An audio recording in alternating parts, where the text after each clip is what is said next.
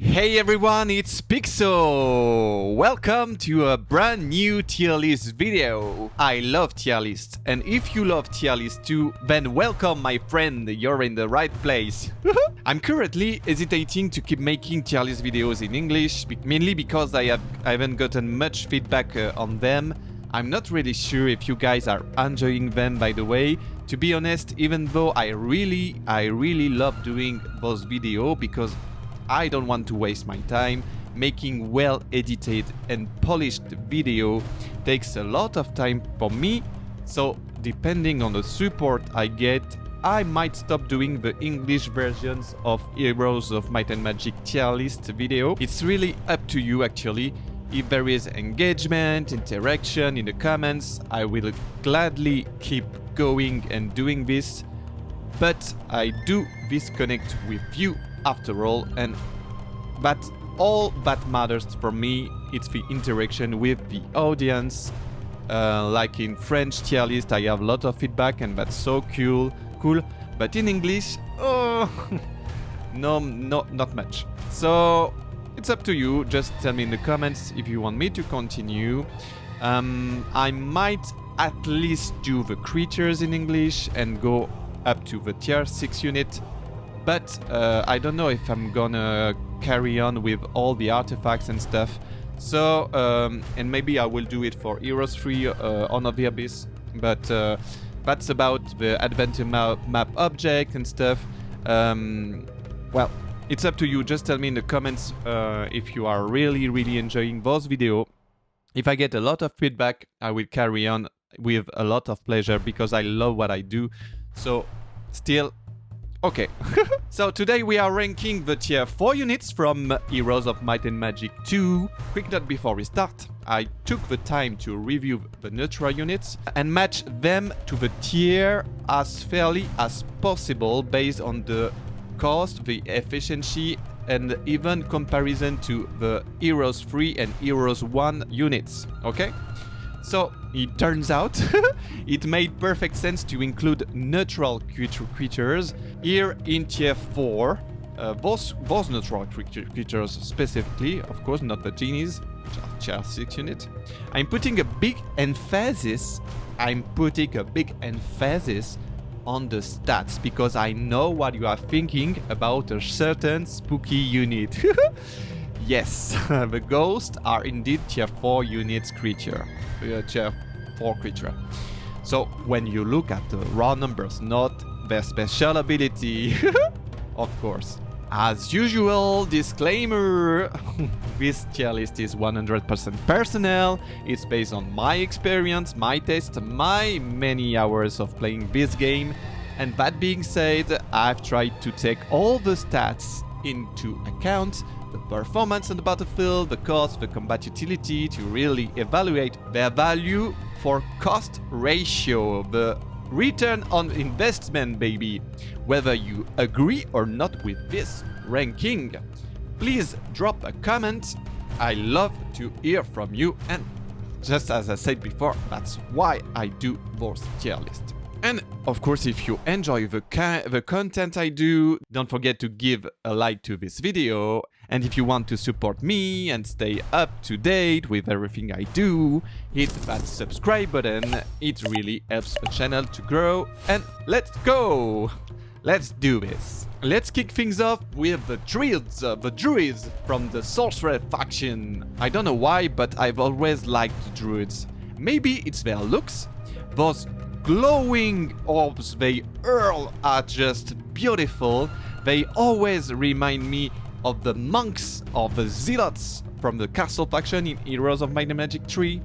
There's that same feeling of power when the magic ball explode on an enemy unit with that satisfying swoosh sound effect.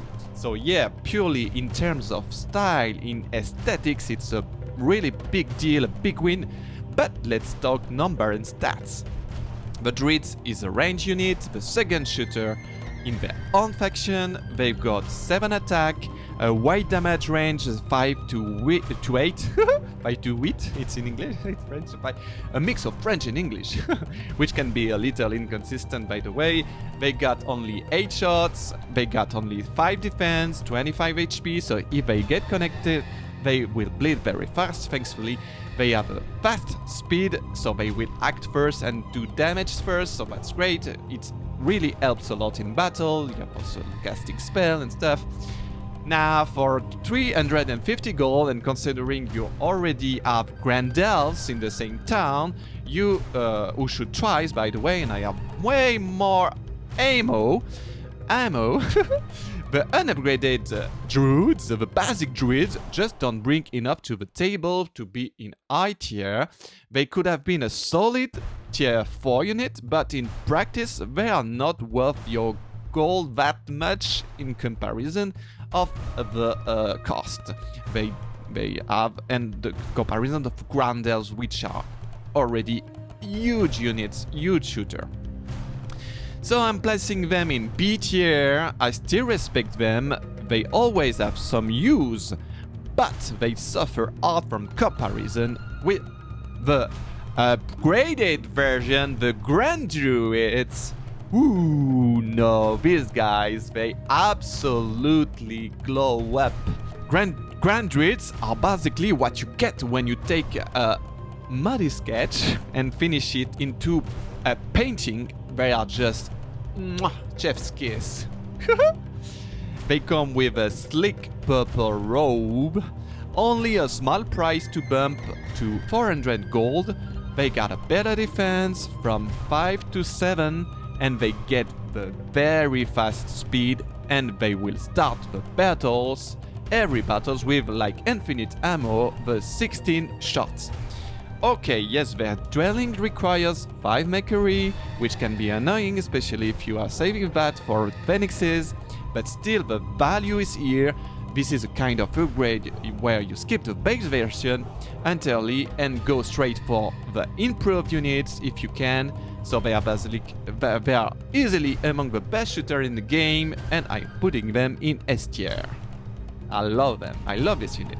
They could have been a A+ tier if I was being picky, but come on, they look amazing, they are super practical, and with Bless cast on them, which can do with a very fast and the sorceress easy can cast this spell, boom, they raise everything, they are fantastic and solid, so it's S tier for me. I absolutely love them. And I love purple. Next up, we've got the Air Elementals from Heroes 2, the first of our natural creatures. Originally just neutral enemies on the adventure map, they become recruitable in the Price of Loyalty expansion. You will find them in Heraldars, and this applies to all 4 elementals. They were only made recruitable in the expansion, and honestly, most of them are kind of ugly. Yes, I said it. Their design just does lead like the rest of the game, in my opinion. Fire and Earth look kinda okay because they are like what they can be, and the fire is not like fire, it's magma, you know, the lava, so it's okay, like rock lava. But water and air, yikes, I don't like them at all. Anyway, here's what they all have in common, so I won't repeat it after. They are melee, ground units, 1x, they take a 1x on the battlefield, they cost 500 gold each, they have neutral morale, not affected by the morale, they are immune to all mind control spells like Berserk, Blind, Paralyze, Hypnotize, they leave no corpse when they die, so you can resurrect them unless their stack isn't wiped, just like in Heroes 1. Just like the mechanics of the resurrection in Heroes 1.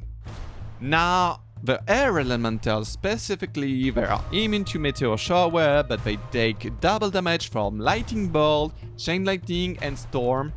They got a 7 attack, 7 defense, which is pretty solid. 35 HP, which is meh, kinda meh. Their damage range is huge, it's massive. 2 to 8, that's a gamble. Unless you bless them, you are playing roulette with them.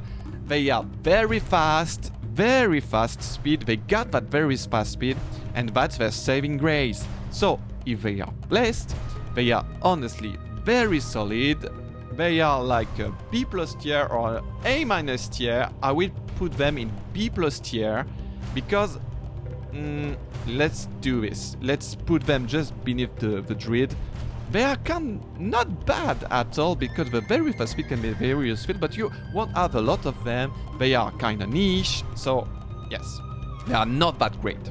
Now we move to the Earth Elementals.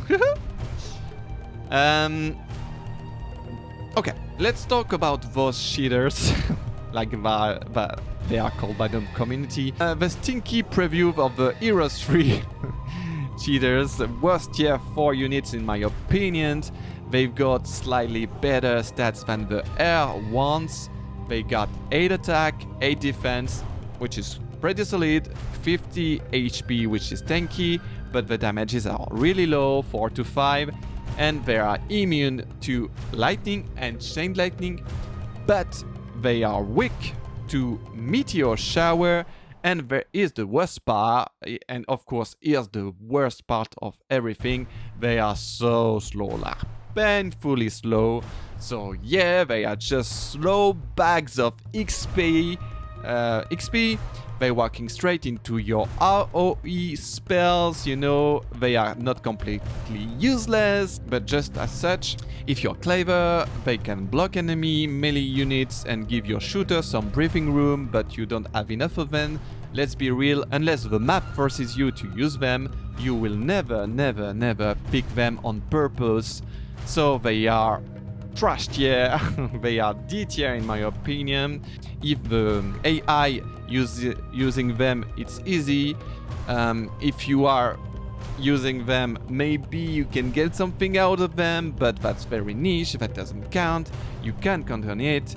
You mix them in a group and you just get one giant pile of dirt waiting to be meteor showered. It's XP for you, free XP. So yes, that's a D tier for me. I don't like them at all. Now the Fire Elementals, these guys are quite okay, I guess. They got 8 attack, 6 defense, 40 HP, their damage range is 4 to 6, and they got the fast speed, so that's kind of cool. They are immune to fire spells, which is not a big deal because you almost never cast fire spell. They are weak to cold spell, so that can be a con because you know the frost is mostly used by the AI and even by yourself. The cold ray is really a great spell, you know. They are more consistent than the air ones, better damage spread, better survivability, faster than earth of course. And they actually look a little bit cool. I do like the lava magma thing. I mean, come on. Well, yes. Well, I mean, yes. Overall, they are not amazing, but they can be useful and definitely one of the best of the 4 elementals in terms of balance of well-rounded unit. So to me, it's a B tier. And they are ahead of the air elemental because of the well-rounded unit they are. But the water and elementals, oh my gosh, the water elementals, they are so ugly. I don't like. I do like a little bit the sound they make, you know, like they are water, so they make water sound when they walk. It's kind of okay, but this unit is like they got really lazy. The developers got really lazy. They are immune to cold, which is okay. They are weak to fire. So that's really strange because, you know, they are water, they are not ice. If they were ice, it would be logical, but no, they are water, so they are weak to fire. That's kind of weird, okay? They got 6 attack, 8 defense, 45 HP, which is very solid. The damage range is huge, 3 to 7, so you almost gamble with them. And the speed is average for ground melee units. So they are bulkier than air elemental, but weaker offensively. They are slower and forgettable. Let's be honest, you will never build air elemental. You will never build strategy around them. You will almost never recruit them in the altars. So I think they are better than Earth Elemental, and I think we got something.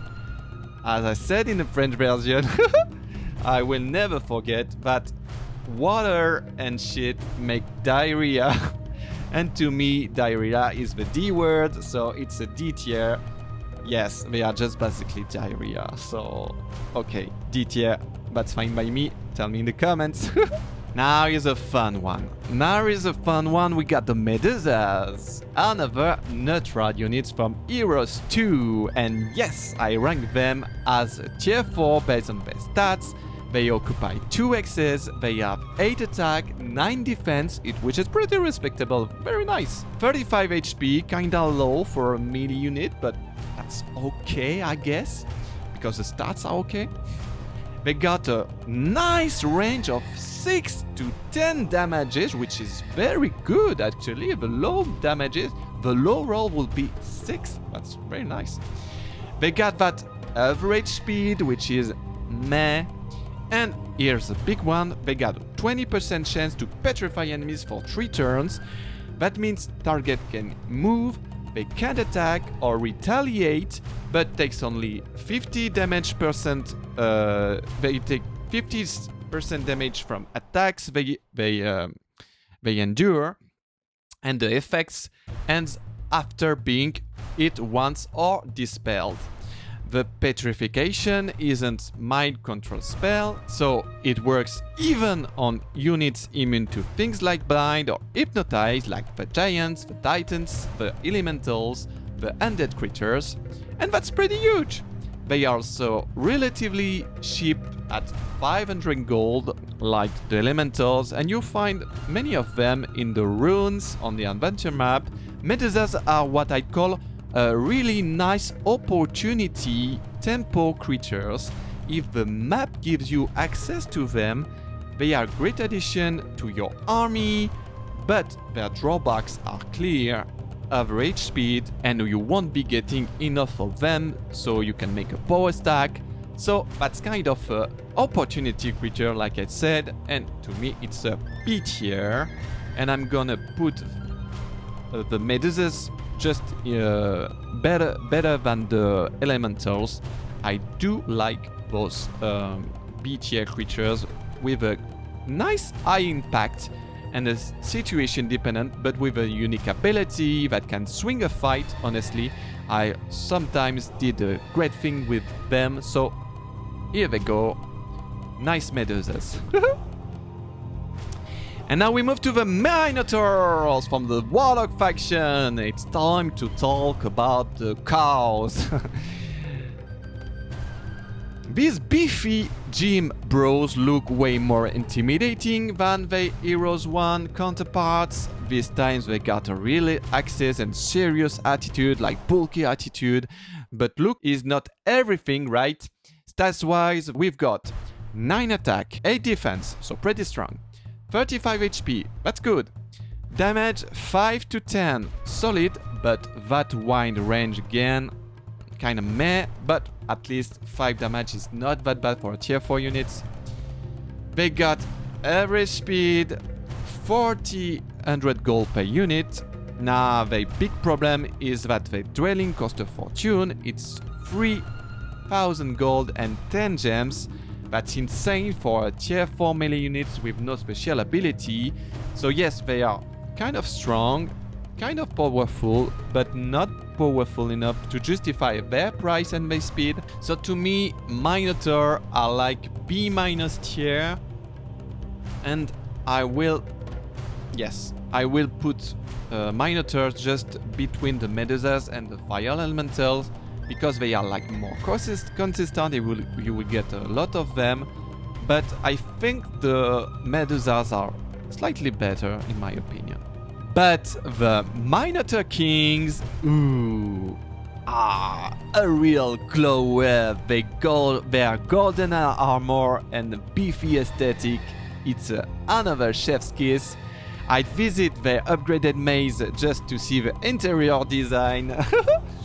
That's why they are really more consistent with 10 more HP, so for a melee unit it's very important to endure. They are same attack, same defense, but now they got the very fast speed, so +2 speed, it's amazing. It's 500 gold each, like the other tier 4 natural creature units. Their dwelling still costs a ridiculous amount of gold and gems. The speed upgrade is a game changer. They can be a real menace. Suddenly you get a melee unit that can actually reach enemy in 2 turns. The cost is still really hurts, but I do think, and I will by the way correct the French tier list version I made with the feedback of the comments. A lot of my audience put them in A tier and A+ tier. I won't put it in A+ tier. I think they are a solid A- tier. That's kind of weird, but I think they still are too expensive for what they are. They can block the road for the mighty dragon. You need so much gold for the dragon. So I think they deserve a A- tier because of what they are, but in terms of cost and efficiency, I think they are like B+ tier. But I think A- tier is very, very reasonable. Tell me what you think in the comments. I would like to read you. And now we move to the Rocs. The Rocs of Heroes 2. The Heroes 2 version of the flying birds. They live in the Wizard Town. In Heroes 3 they will live in the Barbarian Town. These birds cost 400 gold each. They have 7 attack, 7 defense, which is balanced. 40 HP, pretty solid. The damage range is huge and not that great. 4 to 8. Very widespread again. They got the average speed, and yes, of course, they fly, so that's okay. But even flying doesn't save them from being not that great, in my opinion. Let's be honest, for a tier 4 flying unit, you want more speed, you want more impact damage, and these guys just don't deliver it. So still, the fact that they fly gives them flexibility in combat. They suit to their faction. Even with average speed, they can cross the battlefield easily in Heroes 2, so that's kind of cool. They are useful. They are not that impressive, but I don't know. Like in Heroes 3, they are, to me, S tier, but in Heroes 2, they just disappoint you. So to me, it's a B tier, and I think I'm gonna put them in B+ tier, just above the Medusas. I think I prefer Druids over the Rocs, but I think I prefer the Rocs over the the Medusas. Let's move to the Ogres, the barbarian faction, bulky guys. Oh boy. Fun fact, their creature's dwelling later becomes the Halfling hut in Horn of the Abyss factory town. But anyway, back to these muscle mountains for Heroes 2. Their stats are pretty impressive on the paper. They got 9 attack, 5 defense, 4 to 6 damage, meh, and only a cost of 300 gold, but they are tragically slow. They are very slow, so almost unusable. They are tanky yet, but they are so painfully slow. You will watch them trudge across the battlefield while your other units fight and die, and you can barely do a thing with them. They can eat decently, but it rarely matters. You won't be stupid and go sacrifice your units just beneath them. They arrive after the party is over, you know, they kind of that feeling. They are too expensive for what they are. In fact, they are not that expensive, but for what they represent, they are too slow, too basic, no special ability. It's a D tier, and I think I will put them here. In the mud. In the right middle of the diarrhea. I don't like the basic ogres. No, they just meh. And now we move to the Ogre Lords, and Ogre Lords are really an amazing unit. Yes, the damages are pretty consistent, very better. They move to 5 to 7 wide range. The HP are huge, like 60 HP. That's really huge. We are talking about tier 6 units sometimes, like the genies. And most importantly, the speed increase from very slow to average, and that's a really huge step up. This means they can finally reach the enemy before the battle is over, which is great, and when they do it, they do hurt. Seriously, they slap, they will smash you on the ground, but, and it's a big but, they cost 500 gold per unit. That's really a lot, especially when the dwelling is pricey too. So what do we do with that? If you can recruit them for free from a hill fort, of course, it's amazing. It's like a S tier. It's like a A++ tier. But paying full price for them is not really worth it, and most of the game you won't use them unless you got this hill fort. So that's kind of niche, I guess. I will put them now in this tier list in A- tier for that reason. I think they deserve the A tier. I was too severe to put them in B tier, and they are a huge step up from the basic unit, but they are not that cost efficient and sustainable from the whole game. They will not give you an easy tempo, because you have the tempo in Barbarian's castle with other units like the wolves, like the trolls. Of course, you want to save the gold for trolls, which are they are amazing units.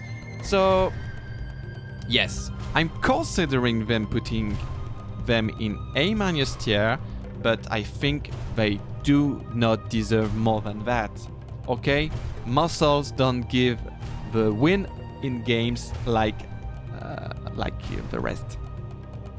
Now we move to the Swordsmen from the Knight faction. Oh, the Swordsmen, let's be honest, their helmet looks like, yeah, you know what I mean. They got like this clunky head with their helmet. I don't like their basic look. They are basically upgraded pikemen. They got 7 attack, 9 defense, only 25 HP. The damage range is really low, 4 to 6, and the speed is average. And they, of course, are cheap like the rest of the castle units, but honestly, you won't build a lot of them. They are simple, straightforward melee troops, no special ability, no fancy animation, but they do the job for the castle faction. You want to recruit them a lot. They are like a little bread and butter of the early mid-game, like very early mid-game.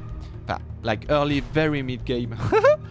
So they won't carry you a lot, but they are solid, like a little bit reliable, and sadly kind of boring, and boring, it's C tier for me.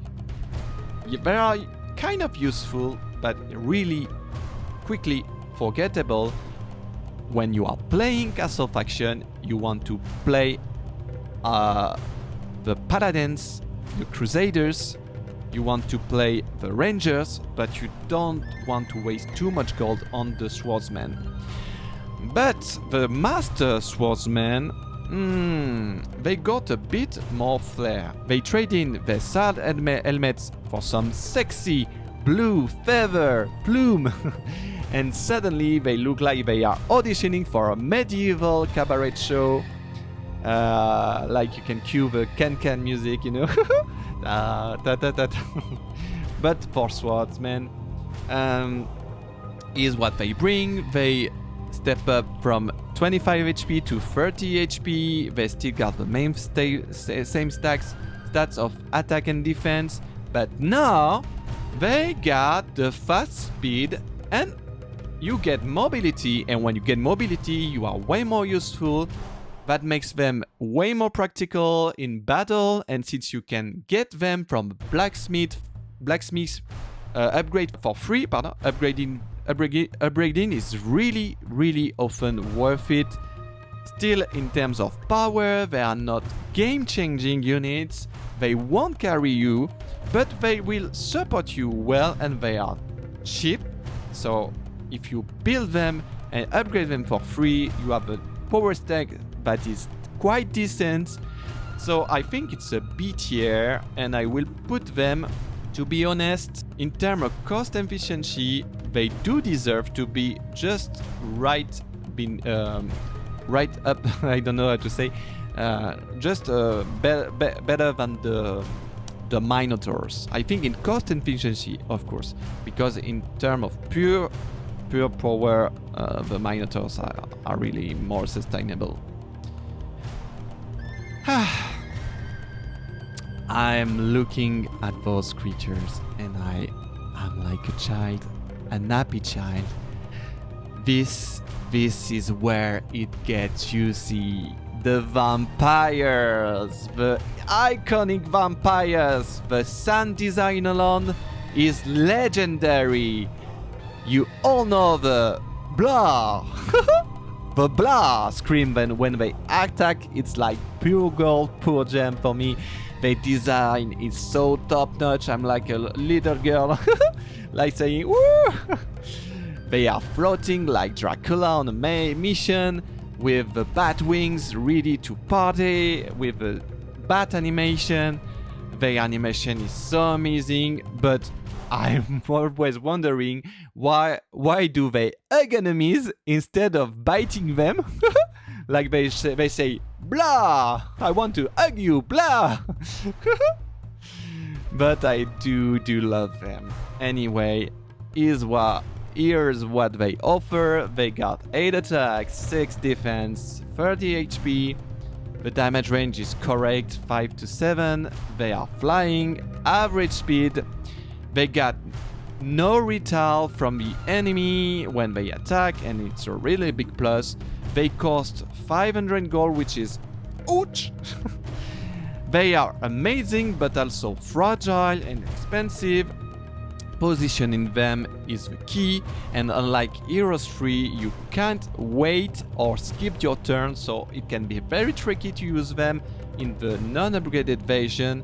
They got a great early mid-game if you can have them, but in the faction they are amazing. You want to build them as soon as possible. It's a top priority.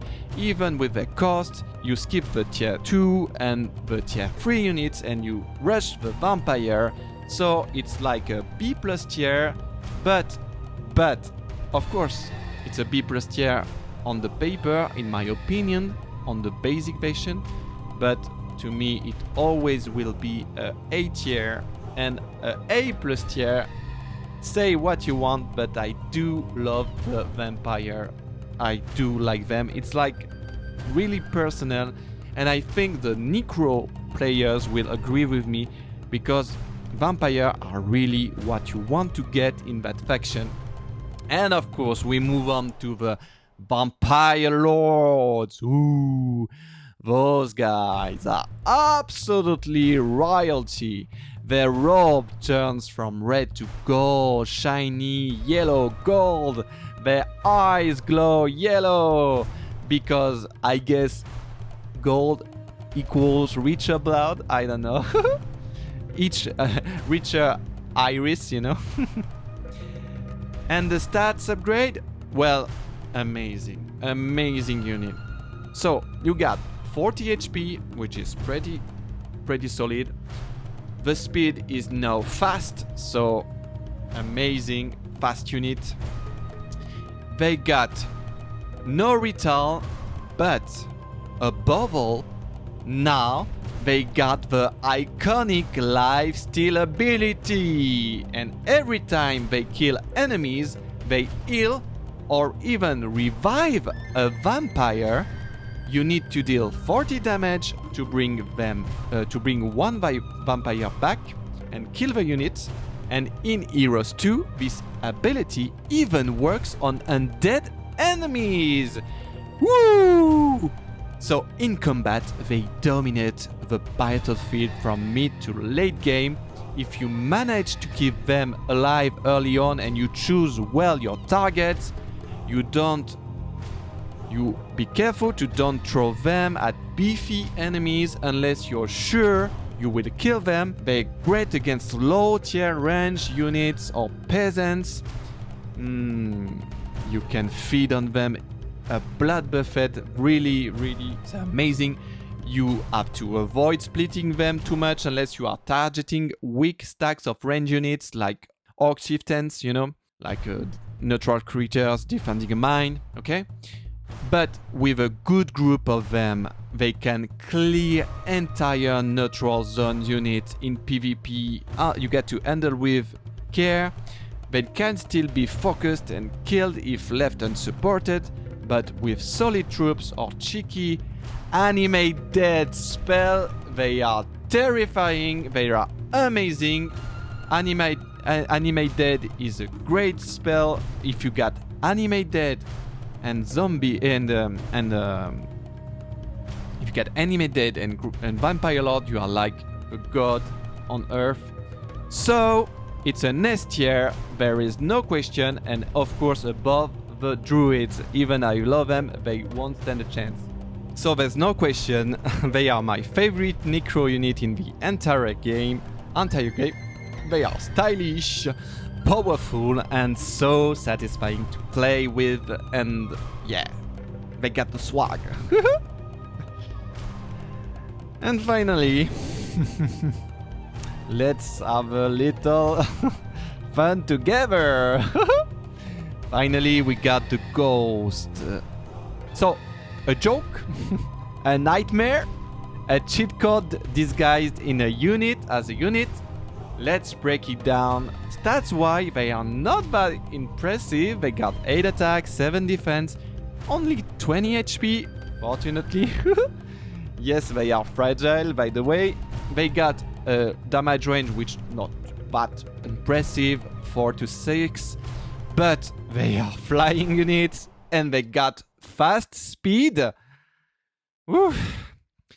But already that puts them solidly in the tier 4 territory and in like the middle plus tier 4 territory. They will be just like that, a nice B tier, okay? But of course, you add their special unique ability. For every unit they will kill, that unit joins the ghost. So their stack grows like snowballs. They will grow so high that you can do nothing against them. You do a slaughter on weak range units or peasants and boom, you have a legion of ghosts. You face an army of ghosts, you just better pray you don't feed them. Or fortunately, you can recruit them on Price of Loyalty, on the Tumulus, and they are, it's not a Tumulus in English, it's a Byron Mines. I don't remember the English word from them. But anyway, you can recruit them for 1000 gold each, but only one is really a real plus in your army. You activate a cheat code in your game. The game is almost over if you manage to feed them on weaker units.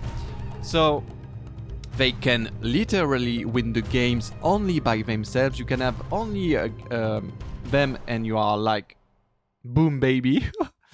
Even black dragons can stop them if they get fed enough.